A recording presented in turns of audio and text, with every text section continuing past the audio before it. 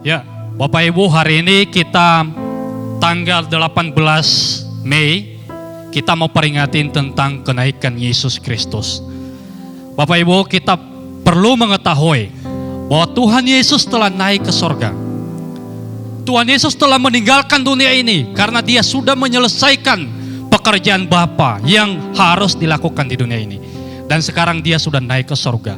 Ini kenaikan Yesus Kristus, ini memberikan pengharapan yang besar bagi kita, memberikan jaminan keselamatan bagi kita. Yesus berkata sebelum dia terangkat ke sorga, di dalam Yohanes 14 dikatakan, Bapak Ibu, janganlah gelisah hatimu, aku datang untuk menyediakan tempat bagimu. Maka inilah jaminan bagi kita sebagai orang percaya, Bapak Ibu, ya.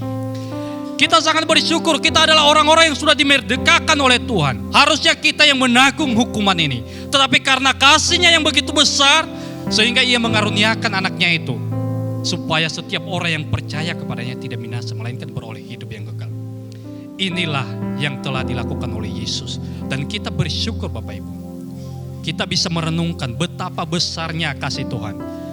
Bapak Ibu, kalau kita memperhatikan, kalau kita melihat sejarah bagaimana Tuhan Yesus datang ke dunia. Yesus datang ke dunia untuk apa Bapak Ibu? Ini pertanyaan yang sangat mendasar untuk saya pertanyakan kepada Bapak Ibu. Yesus datang ke dunia untuk apa? Untuk menyelamatkan kita. Kenapa dia menyelamatkan kita? Karena dosa-dosa kita. Bapak Ibu, kalau kita melihat kapan kita jatuh di dalam dosa? Ya, saya nggak tahu saudara. Pasti saudara dan saya pasti orang yang berdosa. Tetapi kalau kita melihat peristiwa bahwa manusia sejak Adam dan Hawa melanggar perintah Tuhan, maka dosa itu tercemar ke seluruh dunia. Maka kita adalah orang-orang yang sudah berdosa. Dan dosa kita itu kita tidak bisa menyelamatkan dengan perbuatan baik kita. Kita tidak bisa menyodorkan sesuatu perbuatan baik kita. Bagaimana kita bisa mendapat keselamatan itu? Tetapi bukan dalam arti Bapak Ibu kita nggak berbuat baik. Tetapi ketika Kristus hidup di dalam kita, ketika kita menerima Kristus dan telah mengampuni kita, maka Roh Kudus akan mengubah dan menguduskan hati kita. Sehingga itulah yang membuat kita bisa berbuat baik. Yang tadinya kita egois, yang tadinya kita benci, akhirnya kita mengasihi, akhirnya kita mengampuni Bapak Ibu. Saudara, karena dosa kita, Yesus rela turun ke dunia. Bayangkan Bapak Ibu, pernah gak renungkan betapa Yesus, betapa Tuhan yang begitu besar, Son of God, anak Allah yang hidup itu rela menjadi manusia dan merendahkan dirinya seperti manusia. Sehingga ketika dia menjadi manusia dan dia mengambil tubuh, lalu tubuh itu dia mengenakan, maka sehingga di dalam tubuh itu dia bisa disalah mengerti. Sehingga dengan tubuh itu dia bisa diludahi. Sehingga dengan tubuh itu dia bisa ditindas, dianiaya. Sehingga dengan tubuh itu dia bisa dituduh bahwa dia menyembuhkan orang dalam kuasa Beelzebul. Sehingga dengan tubuh yang dia kenakan itu dia bisa dibunuh. Lalu kemudian dia bangkit. Dan setelah itu, setelah dia bangkit, dia mengenakan tubuh yang baru. Dia mengenakan tubuh yang mulia. Dan sekarang dia telah naik ke sorga. Telah memberi dengan tubuh yang mulia itu. Bapak Ibu, mari kita merenungkan betapa besar kasih Allah ini. Siapakah dia yang naik itu? Siapakah yang dia yang naik itu? Ini pertanyaan. Saudara, kalau kita melihat, mari kita membaca Efesus 4 ayat 9. Mungkin bisa ditayangkan di proyektor. Kita akan membaca bersama-sama supaya kita tahu siapakah dia yang naik itu. Nah, di sini saudara, bukankah ia telah naik? Berarti bahwa ia juga telah turun ke bagian bumi yang paling dalam. Berarti saudara, Siapakah dia yang naik itu? Yaitu yang telah turun. Yaitu siapa dia, saudara? Tuhan Yesus Kristus. Artinya apa? Bahwa dulu, sekarang, sampai selama-lamanya Tuhan Yesus tidak berubah. Ternyata yang naik itu adalah Allah yang hidup itu, yang telah turun menyelamatkan kita. Dan kita mau perhatikan di dalam Yohanes 16 ayat 28. Mari kita mau perhatikan. Yohanes 16 ayat 28.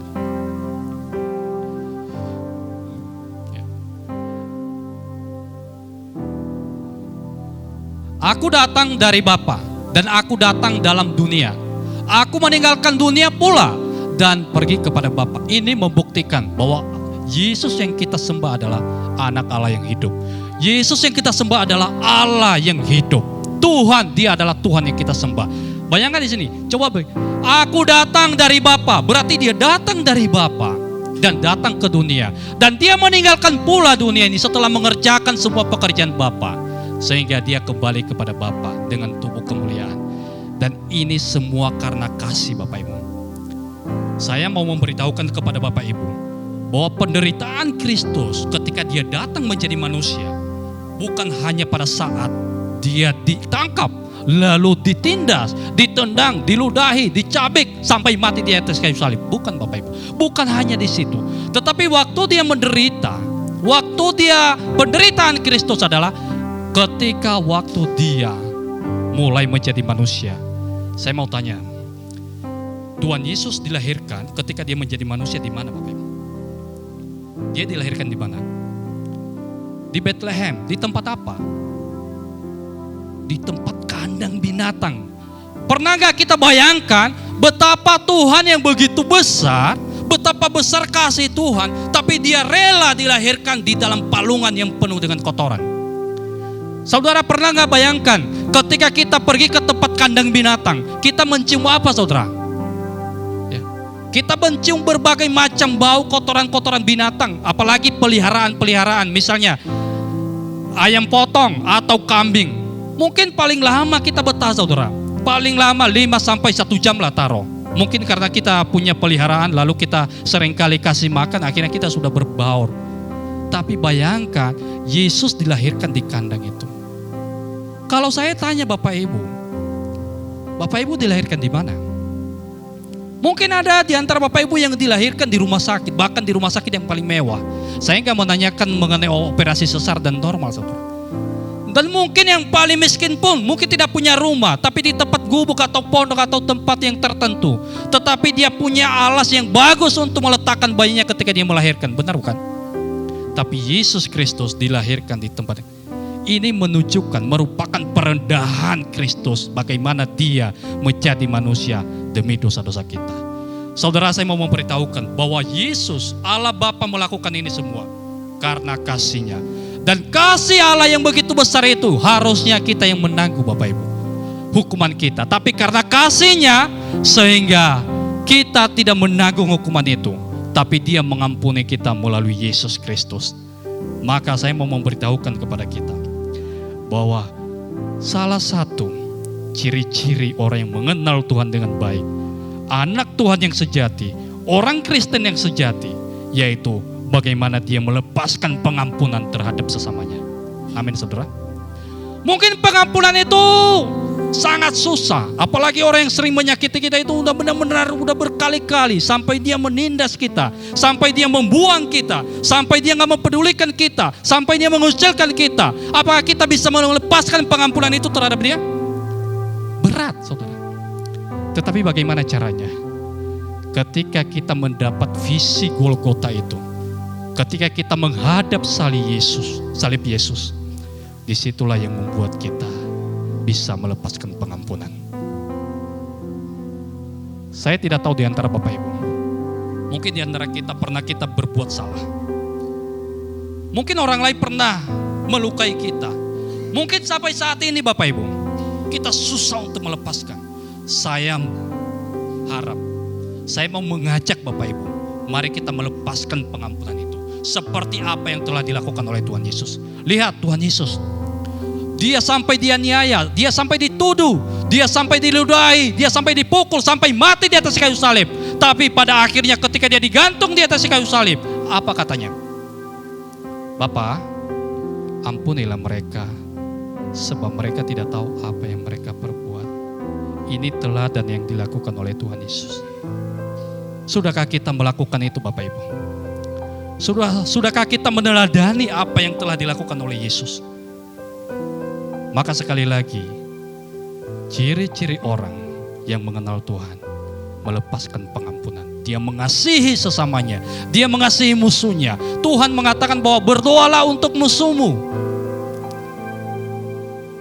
dan kita mengampuni mereka. Nah, hari ini saudara, saya mau mengajak kita untuk belajar satu tokoh yang penuh dengan pengampunan, yang telah membawa teladan bagi kita. Bagaimana dia mengampuni saudara-saudaranya yang telah melukai dia.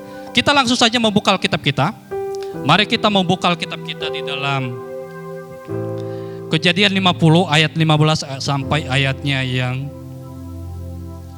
ke-21.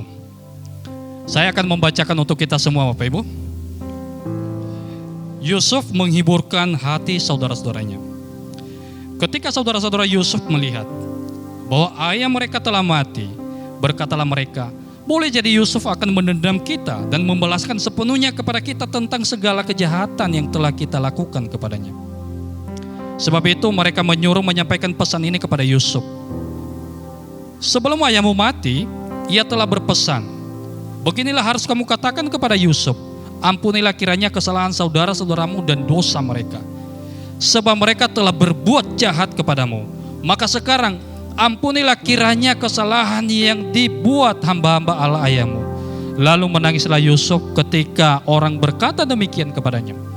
Juga saudara-saudaranya datang sendiri dan sujud di depannya serta berkata, kami datang untuk menjadi budakmu. Tetapi Yusuf berkata kepada mereka, janganlah takut, sebab aku inikah pengganti Allah? Memang kamu telah mereka-rekakan yang jahat terhadap aku, tetapi Allah telah mereka-rekakannya untuk kebaikan, dengan maksud untuk melakukan seperti yang terjadi sekarang ini, yakni memelihara hidup suatu bangsa yang besar. Jadi janganlah takut anak-anakmu, janganlah takut, aku akan menanggung makanan dan makan anak-anakmu juga. Demikianlah ia menghiburkan mereka dan menenangkan hati mereka dengan perkataannya. Saudara, pengampunan. Kalau kita tidak melepaskan pengampunan, maka sia-sialah pengorbanan Kristus di dalam hidup kita. Sia-sialah Kristus mati kalau kita tidak melepaskan pengampunan. Kristus mati untuk kita, untuk mengampuni dosa kita. Tapi kalau kita tidak melakukan apa yang Kristus lakukan, maka sia-sialah pengorbanan Kristus di dalam hidup kita. Nah, saudara sekalian, ayat ini kita belajar. Di sini ada beberapa tokoh. Ini membicarakan bagaimana Yusuf menghiburkan saudara-saudaranya. Di sini ada membicarakan 3 tokoh, yaitu saudara-saudaranya, yang kedua Yusuf, dan yang ketiga adalah Yakub, ayah mereka. Tetapi di sini saudara, kita melihat bahwa di sini ternyata ada sesuatu yang aneh saudara ya. Kalau kita memperhatikan bahwa saudara-saudara Yusuf itu, pertama mereka berpikir bahwa selama ini Yusuf itu tidak pernah benci terhadap mereka. Yusuf itu tidak pernah marah terhadap mereka. Yusuf itu tidak pernah membalaskan kejahatan terhadap mereka. Karena apa saudara? Disebabkan karena apa? Karena Yakub ayah mereka masih hidup. Ternyata itulah pikiran mereka. Sekarang yang terjadi, Yakub sudah meninggal. Bagaimana saudara? Akhirnya ketika kegelisahan mereka itu, persoalan rasa bersalah itu yang menghantui mereka. Akhirnya mereka mulai gelisah. Waduh, ayah kita sudah meninggal ini. Jangan-jangan ini Yusuf itu mau balas dendam terhadap kita. Jangan-jangan Yusuf itu mau marah terhadap kita, mau benci terhadap kita. Waduh, gimana ini, gawat saudara. Ini yang terjadi saudara. Saudara, saya mau kasih tahu bahwa ketika kita mengalami persoalan rasa bersalah di dalam kehidupan kita, saya yakin dan percaya saudara dan saya pernah berbuat salah kepada orang. Tetapi bagaimana membereskan persoalan rasa bersalah itu? Terutama kita harus membereskan dulu. Kita secepatnya kita harus membereskan. Tapi membereskannya, menyelesaikannya bagaimana? Terutama di hadapan Tuhan, saudara. Terutama ketika kita mengalami rasa bersalah, ketika kita melakukan dosa atau melakukan kesalahan, maka yang pertama kita selesaikan adalah kita menghadap kepada Tuhan. Bukan terutama kepada manusia. Tetapi dalam hal ini saudara, jangan salah dimengerti. Artinya apa? Berarti orang yang kita pernah lukai kita acuh saja dong. Kita nggak perlu datangi. Bukan itu maksudnya saudara. Tetapi di sini menyelesaikan rasa bersalah, dosa-dosa kita di hadapan Tuhan. Setelah itu baru kita datang kepada orang yang pernah kita lukai, saudara. Mari kita melihat di sini. Kenapa, saudara? Kalau kita tidak menyelesaikan di hadapan Tuhan, maka rasa bersalah itu terus menghantui kita. Maka hidup kita tidak akan berbuah. Hidup kita tidak akan bisa melayani. Hidup kita tidak akan maju, saudara. Bagaimana mungkin kita bisa melayani? Bagaimana mungkin kita bisa bagaimana mungkin kita bisa berbuah? Bagaimana mungkin kita bisa maju kalau kita masih menyimpan dendam terhadap sesama kita? Kalau kita tidak mau mengakui dosa-dosa kita di hadapan Tuhan. Dan inilah yang terjadi, saudara. Saudara-saudara Yusuf. Yusuf di sini memang dia benar-benar sudah mengampuni dan dia tidak mengingat-ingat lagi. Dia sudah lewat. Dia sudah move on. Tapi apa yang terjadi? Justru saudara-saudaranya masih ketakutan. Ini. Sebab itu mereka menyuruh menyampaikan pesan ini kepada Yusuf. Sebelum ayahmu mati, ia telah berpesan. Beginilah harus kamu katakan kepada Yusuf. Ampunilah kiranya kesalahan saudara-saudaramu dan dosa mereka. Sebab mereka lah berbuat jahat kepadamu. Maka sekarang ampunilah kiranya kesalahan yang dibuat oleh hamba-hamba Allah ayahmu. Perhatikan di sini, saudara. Waktu mereka mau datang kepada Yusuf, mereka nggak berani. Apa yang terjadi? Justru mereka menyuruh orang. Ini perhatikan. Harusnya secara dewasa, kalau kita bersalah kepada seseorang, berarti kita harus datangi orang yang melukai kita itu. Tetapi ini yang aneh, saudara. Justru mereka menyuruh orang. Memakai perantara segala lagi. Nah, coba perhatikan di sini. Di sini dikatakan bahwa ketika saudara-saudaranya mengharapkan Yusuf untuk mengampuni mereka, itu bukan karena Tuhan, tapi karena otoritas ayahnya. Ini disebabkan karena otoritas ayahnya. Jadi saudara-saudara Yusuf mengharapkan Yusuf itu untuk mengampuni mereka karena disuruh oleh ayahnya. Dan ini sesuatu yang aneh, saudara. Ya. Mereka tidak bisa menyelesaikan persoalan mereka secara dewasa. Dan hati-hati, saudara. Apalagi saudara-saudaranya, saya yakin bahwa umur-umur mereka sudah 50 ke atas. Bagaimana mungkin orang yang umur 50 ke atas lalu dia datang kepada orang yang pernah dia lukai lalu memakai otoritas ayahnya? Lucu gak, saudara? Ketika loh, dulu papa ngomong kayak gini, papa bilang dulu kayak gini, kamu harus nolongin saya. Lalu yang satunya, iya mama juga bilang dulu kayak gini, kamu harus nolongin saya. Aneh, saudara. Kalau umur 15 tahun ke 16 tahun ke atas dikit, oke lah, gak apa-apa. Tapi ini udah umur berapa? Artinya apa? Mereka tidak bisa menyelesaikan masalah mereka. Saudara, saya mau memberitahukan kepada saudara. Saya yakin saya dan saudara, kita pernah berbuat salah. Tetapi saya mau kasih tahu bahwa salah kita, persoalan kita kepada Tuhan, bukan kepada manusia. Dosa-dosa kita perlu kita bereskan dulu di hadapan Tuhan, baru kepada manusia. Memang Tuhan mengajarkan kita bahwa ampunilah satu sama yang lain, supaya dosamu juga diampuni. Memang itu, saudara. Tetapi di sini, bahwa Yusuf tidak berhak untuk mengampuni dosa-dosa orang. Artinya apa? Dosa orang ini yang berhak adalah hanya Allah sendiri. Memang dia sudah memaafkan. Dari sisi Yusuf dia sudah memaafkan. Aku sudah memaafkan. Tetapi di sini dikatakan ketika Yusuf mendengarkan itu, dia sedih. Hatinya lunak, dia menangis, saudara. Jadi kita tidak tahu. Pertanyaannya, Yusuf sedih karena apa? Yusuf sedih karena apa di sini?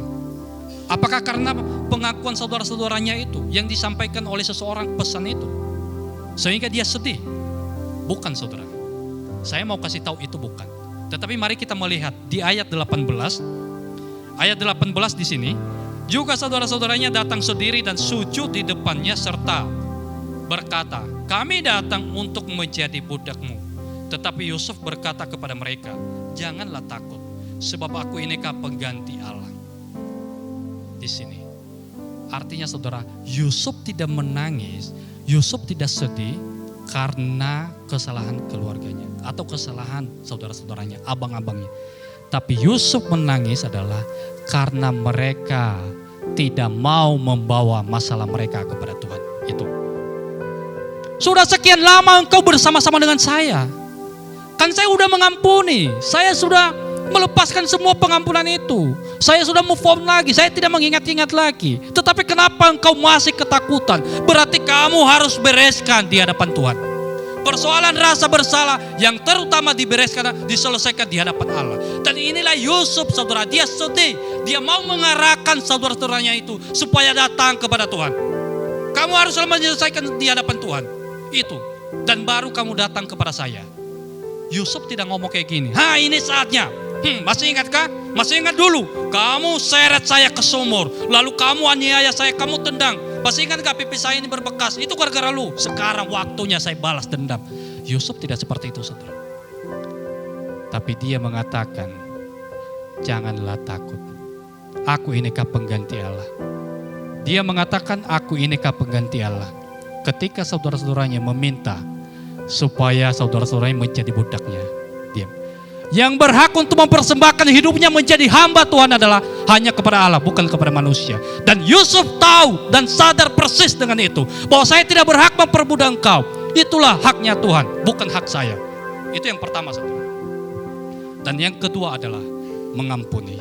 Akuilah dosamu di hadapan Tuhan. Pengakuan memang tidak mudah saudara. Seperti yang tadi saya katakan, pengakuan memang seperti orang yang sakit. Bagaimana orang yang sakit itu bisa sembuh? Dia harus minum obat yang begitu pahit, pil yang pahit atau disuntik, dan ada harga yang harus dibayar saudara. Yaitu supaya apa? Dengan obat yang pahit itu, dengan rasa yang pahit itu, dia bisa membawa pada kesembuhan.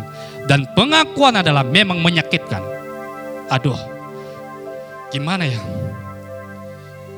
Aku gak bisa mengampuni deh. Udahlah, kasih aku waktu lagi. Saya melihat orang ini udah benar-benar menyakiti saya. Bahkan keluarga saya dirampas sama dia. Dibohongi sama dia. Lalu kemudian dibuang begitu saja. Apakah saya semudah itu melepaskan pengampunan? Ini yang sering terjadi Bapak. Tapi ingat, belajar dari Yusuf yang sudah memberi teladan.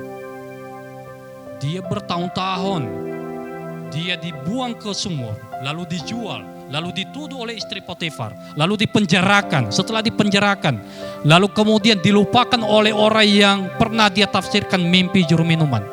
Dan pada akhirnya, berapa tahun saudara? Bayangkan, Yusuf itu menjadi raja loh, umur 30 tahun. Menjadi nomor 2 di Mesir, umur 30 tahun. Bayangkan, kita gak bisa membayangkan, dari mungkin umur 14 tahun, sampai umur 29 tahun, berapa tahun saudara? Tapi pada saat itu Yusuf melepaskan pengampunan. Dan dia bukan hanya melepaskan pengampunan, dia juga mengarahkan saudara-saudaranya untuk membereskan, menyelesaikan dosa-dosamu di hadapan Tuhan. Selesaikan dulu. Kalau kamu tidak menyelesaikan dosamu di hadapan Tuhan, maka kamu tidak akan bisa berbuah. Dan kamu tidak akan bisa maju. Dan kamu tidak bisa melayani. Inilah ya saudara. Inilah yang disampaikan oleh Tuhan kepada kita. Kita seringkali terlalu mau menyenangkan orang. Ketika kita berbuat sesuatu yang tidak baik kepada seseorang, lalu kita mau menyenangkan seseorang itu supaya orang itu tidak marah terhadap kita, supaya orang itu tidak mendendam kepada kita, supaya orang itu tidak mempersulitkan kita. Itu sesuatu yang salah satu. Itu tidak akan benar. Tapi yang benar adalah di hadapan Tuhan, baru di hadapan manusia. Itu yang benar. Buat apa kita menyelesaikan masalah kita kepada sesama kita, sementara kita gak mau bertobat di hadapan Tuhan. Jiwa kita gak mau bertobat dan gak meminta ampun di hadapan Tuhan. Dan Tuhanlah mengharapkan kita supaya kita datang kepada Tuhan. Maka pengampunan itu Bapak Ibu masih relevan sampai sekarang. Saya tidak tahu persoalan Bapak Ibu sekarang. Begitu banyak dosa-dosa yang dilakukan, termasuk saya. Sudahkah kita datang kepada Tuhan? Atau kita mengabaikan begitu saja? Yusuf telah memberikan teladan dan telah mengarahkan saudara-saudaranya untuk datang kepada Tuhan dan memberikan pengampunan. Saudara, Di sini Yusuf itu ada seorang penafsir, Anthony Hukuma, menafsirkan ayat ini. Dia mengatakan bahwa Yusuf itu bukan tertarik kepada kesalahan saudaranya, tapi dia tertarik kepada mimpinya dia. Yang membuat saudara-saudara Yusuf itu mulai benci terhadap Yusuf, mulai mendendam terhadap Yusuf, sehingga berefek sampai dia dianiaya, sampai dia diperlakukan tidak adil, sampai dia dijual di Mesir. Bahkan orang tuanya pun dibohongi sama mereka. Seakan-akan Yusuf dimakan binatang buas. Itu disebabkan karena apa? Ketika Yusuf bermimpi bahwa saudara-saudaranya akan sujud menyembah dia. Dia memimpikan seperti mengumpamakan seperti bintang di langit. Lalu yang kedua, karena Yakub lebih mencintai Yusuf daripada yang lain, sampai dia memberikan baju yang sangat bagus. Dan itulah yang membuat saudara-saudaranya benci. Hati-hati Bapak Ibu, terutama kepada orang tua, termasuk saya. Jangan kita salah, kalau kita mendidik anak, mengasihi anak, jangan sampai kita memihak satu sama yang lain. Tapi kita mencintai mereka. Ini akan memunculkan masalah Bapak Ibu di hati anak. Dan ini yang terjadi. Tetapi meskipun mereka mengalami seperti itu, Yusuf mengalami seperti itu, tapi dia mengampuni. Aku mengampuni engkau. Dia tidak mendendam. Dan dia sedih, justru mengarahkan saudara-saudaranya untuk datang kepada Tuhan. Dan bukankah kita seperti itu Bapak Ibu? Ketika kita berdosa di hadapan Tuhan, ketika kita menipu orang, kita akui di hadapan Tuhan, lalu kita datangi orang itu. Supaya pengampunan itu saudara bisa ada di dalam hidup kita. Sehingga kasih Tuhan mengalir di dalam kehidupan kita. Dan di ayat terakhir dikatakan, memang kamu sudah mereka-rekakan yang jahat untuk aku, tetapi Tuhan telah mereka-rekakan untuk kebaikan dan untuk menyelamatkan satu bangsa. Yusuf tahu, dan inilah orang yang mengenal Tuhan. Ciri-ciri orang yang mengenal Tuhan, dia tahu maksud Tuhan di dalam hidupnya. Sehingga dia tahu bahwa betapa Tuhan mengasihi dia. Meskipun banyak kesulitan, malapetakan yang dialami, tetapi pada akhirnya Tuhan mengangkat dia dan dia mengenal itu. Sehingga dia mengenal Tuhan, sehingga dia bisa melepaskan pengampunan. Bahwa ini bukan karena saudara-saudaranya, tapi ini semua karena rencana Tuhan. Sehingga rencana Tuhan itu, dia memakai saudara-saudaranya terjadi di dalam hidupnya untuk menganiaya dia. Tetapi endingnya supaya apa? Supaya bangsa ini bisa diselamatkan. Kalau tidak terjadi seperti itu saudara, apa yang terjadi? Ketika kelaparan di Mesir, kelaparan di Kanaan, mungkin mereka gak selamat. Tapi inilah cara Tuhan. Yusuf tahu persis apa yang terjadi dalam hidupnya. Yusuf memakai dia dan dia benar-benar tertarik dengan mimpinya itu. Dan hidup kita saudara, mungkin banyak persoalan. Tapi mari kita minta Tuhan, apa maksud Tuhan di dalam kehidupan saya? Sehingga ketika ada orang yang menyakiti kita, kita melepaskan pengampunan seperti Yusuf. Dan jangan seperti saudara-saudara Yusuf. Mereka tidak datang kepada Tuhan. Tapi Yusuf mengarahkan mereka supaya mereka datang mengakui di hadapan Tuhan. Lalu baru datang kepada sama kita. Inilah pesan yang kita dapatkan dari Tuhan saudara. Yesus Kristus telah naik, telah mengampuni kita. Telah menyelamatkan kita. Maka pengampunan kita terus melakukannya. Terus melepaskan kepada orang yang kita lukai. Dan kita mengasihi mereka.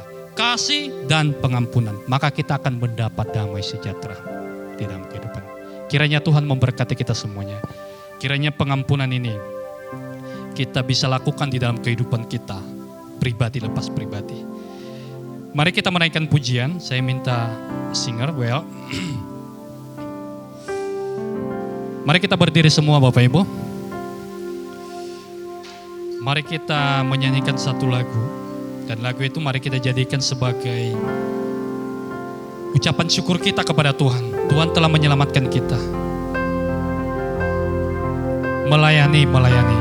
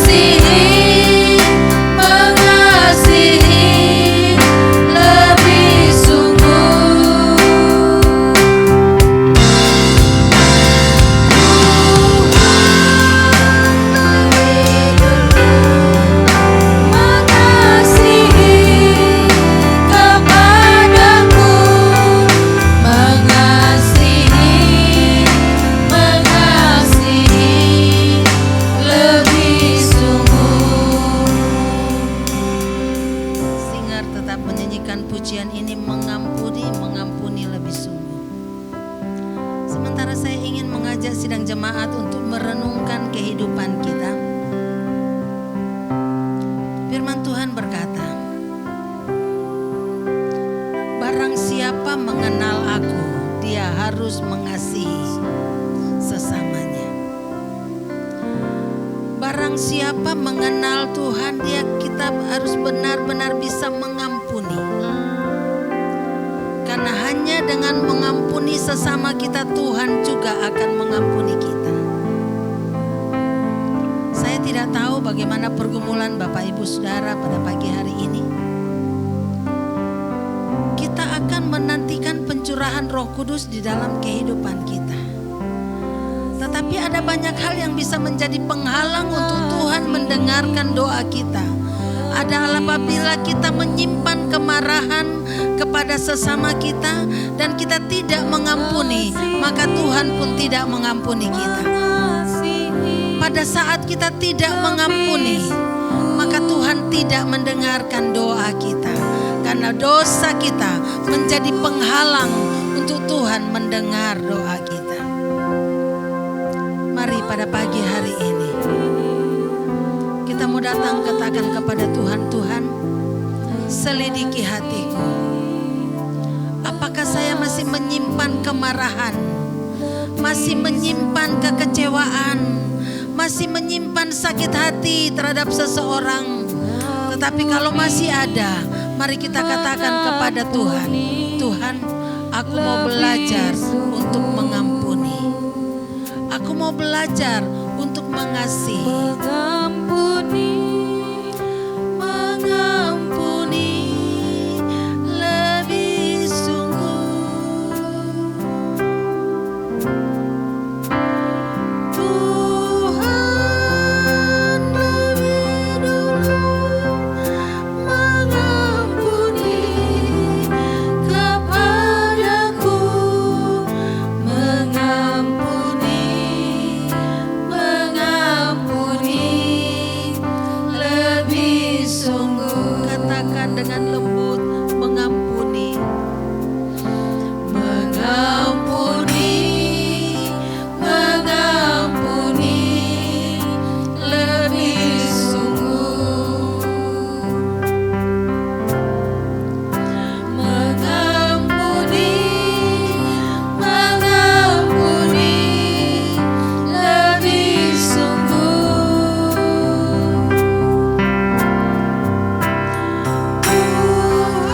Tuhan lebih dulu mengampuni kepadaku.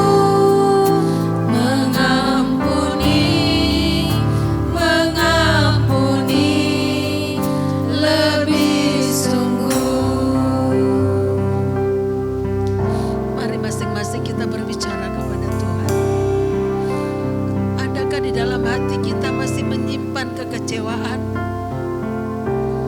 Adakah di dalam hati kita masih menyimpan kemarahan kepada sesama kita?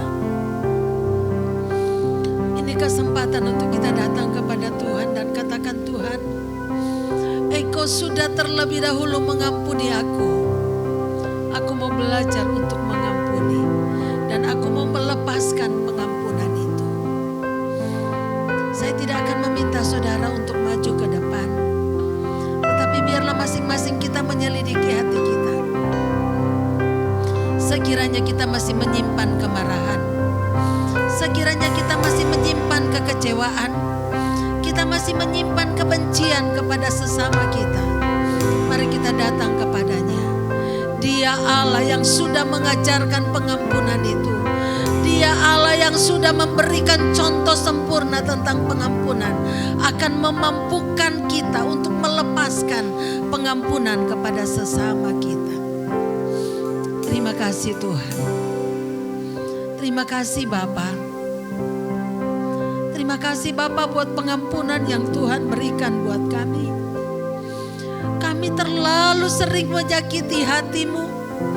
Kami terlalu sering melukai perasaan-Mu ya Tuhan, dengan perbuatan kami, dengan pikiran kami, dengan perkataan kami. Tetapi Engkau rela mati untuk kami demi keselamatan kami, supaya dosa-dosa kami diampuni ya Tuhan. Terima kasih Bapak buat pengampunan yang Tuhan sudah berikan.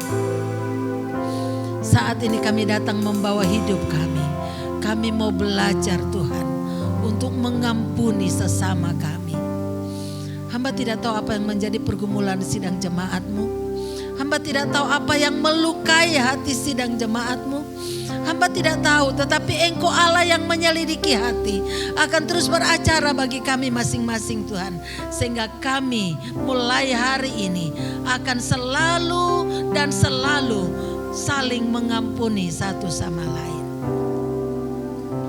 Kami tidak mau Tuhan berkat-berkat yang Tuhan mau curahkan kepada kami terhalang hanya karena kami tidak mengampuni. Kami tidak mau menjadi berkat yang Tuhan sediakan buat kami terhambat hanya karena kami tidak mengasihi dan tidak mengampuni sesama kami. Ini hidup kami Tuhan, kami persembahkan sepenuhnya kepada-Mu. Ampuni segala kesalahan kami dan mampukan kami untuk saling mengasihi. Mampukan kami untuk saling mengampuni. Terpujilah nama-Mu Bapa. Bapa kami yang di surga, dikuduskanlah nama-Mu. Datanglah kerajaan-Mu. Jadilah kehendak-Mu di bumi seperti di surga. Berikanlah kami pada hari ini makanan kami yang secukupnya. Dan ampunilah kami akan kesalahan kami, seperti kami sudah mengampuni orang yang bersalah kepada kami. Dan janganlah membawa kami ke dalam pencobaan, tapi lepaskanlah kami daripada yang jahat. Karena Engkau-lah yang mempunyai kerajaan dan kuasa dan kemuliaan sampai selama-lamanya. Angkatlah kedua tangan saudara di hadapan Tuhan dan terimalah berkat Tuhan. Tuhan memberkati engkau dan melindungi engkau. Tuhan menyinari engkau dengan wajah-Nya dan memberi engkau kasih karunia. Tuhan menghadapkan wajah-Nya kepadamu dan memberi engkau damai sejahtera. Kiranya damai sejahtera Allah yang melampaui segala akal menguasai hati, pikiran dan perasaan kita semua mulai hari ini sampai Maranatha. Tuhan Yesus datang kembali untuk menjemput kita semua. Haleluya. Amin. Bapa